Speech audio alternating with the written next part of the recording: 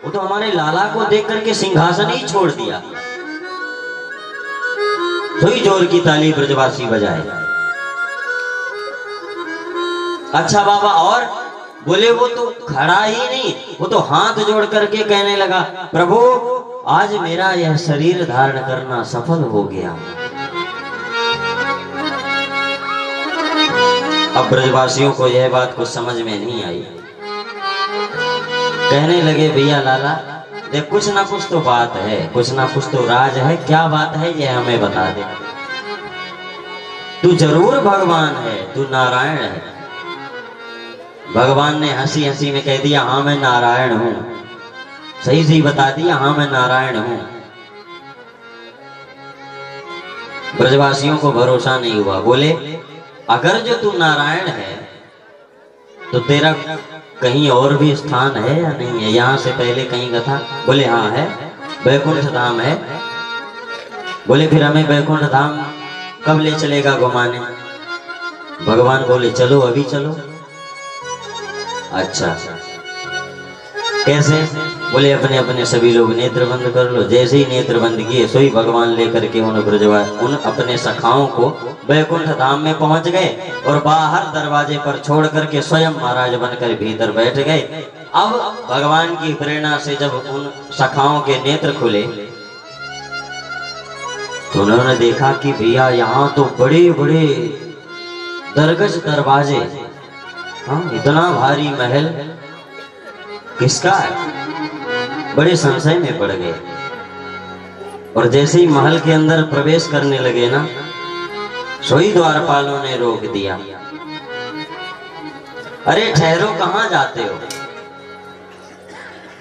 उन सखाओं ने कहा कि क्या तुम्हें पता नहीं है हम कौन है? द्वारपालों ने कहा, कौन हो? हम क्या जाने, बताओ कौन हो? कहां के नवाब हो, हमें भी बताओ। सखाओं ने कहा कि वो जो तुम्हारा भीतर महाराज बना बैठा है ना, उससे जाकर के हमारा नाम ले देना।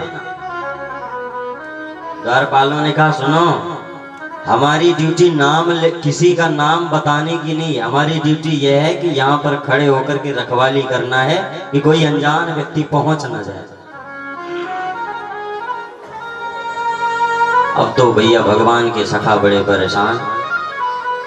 भगवान ने देखा कि ये बेचारे बड़े परेशान हो गए बाहर खड़े खड़े, तो भगवान की प्रेरणा से द्वारपालों ने उन्हें अंदर जाने दिया। अंदर जाकर के क्या देखते हैं कि हमारा लाला सिंहासन पर महाराज बना बैठा है और इसकी सेवा करने के लिए जाने कितनी कमल नैनी देवियां पंखा जल रही हैं, चंवर डुला रही हैं। हाँ? अरे भैया, और अंदर गए सखा तो इनको रोक लिया, दूर से ही रोक लिया कि ना उनके महाराज के पास तक नहीं जाना। अब भला बताओ इनको कितना बुरा लगेगा। जो साथ में बैठ करके जूठन खा रहा हो, वह सिंहासन पर बैठा हो और मिलना चाहे और वो अलगई अपने एटीट्यूड में बैठा हो, तो इनको बुरा नहीं लगेगा? भगवान ने पूछा, हाँ भाई ब्रजवासियों, सखाओ, कैसा है हमारा बैकुंठ धाम? अरे बोले, भैया लाला तेरा बैकुंठ धाम तो बड़ा ही निराला है, लेकिन अब इस निराले बैकुंठ धाम से हमें चलो वृंदावन लेकर के चल। क्यों? बोले अच्छा नहीं लगा? बोले बहुत अच्छा लगा, पर जो आनंद हमारे वृंदावन में है वो आनंद तो यहाँ है ही नहीं। वहां तो हम गैया चराते हैं, यमुना जी में स्नान करते हैं, खेलते हैं, कूदते हैं। यहाँ तो तू महाराजा बना बैठा है, तुझे तो हमसे बात करने की ही फुर्सत नहीं है। फिर हम क्या करेंगे यह बैकुंठ धाम? बैकुंठों बार डारूं जब ब्रज की लतान पे। किसी कवि ने कह दिया कि बैकुंठ की तुलना ब्रज की लताओं से भी नहीं की जा सकती है। बैकुंठ की क्या क्षमता है।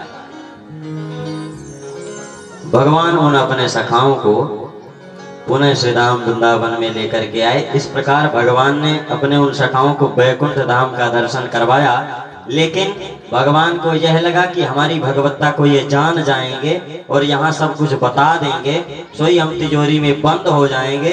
तो भगवान ने तुरंत अपनी योग माया को आदेश दिया कि इनकी बुद्धि पुनः उसी प्रकार कर दो कि इनको कुछ याद ना रहे। बस क्यों? भगवान जब चाहते हैं ना कि यह हमारे स्वरूप को जान जाए तो वही जान सकता है।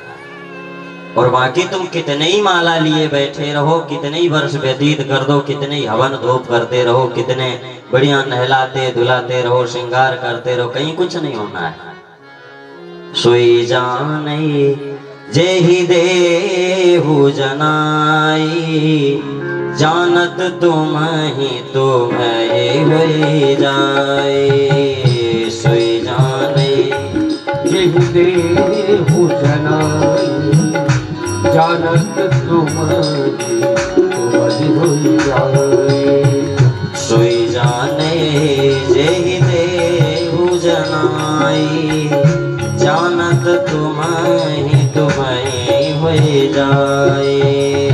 सोई जाने जेहि देहु जनाई, जानत तुम हो जाए। बाबा गोस्वामी तुलसीदास जी महाराज कहते हैं कि प्रभु जिसको चाह ले वही उनके स्वरूप को जान सकता है। और बाकी कितनी साधना तपस्या क्यों ना करते रहो, कहीं कुछ नहीं होना है। इस प्रकार भगवान ने उन ब्रजवासियों को, अपने सखाओं को, अपने नित्य वैकुंठ धाम का भी दर्शन करवाया।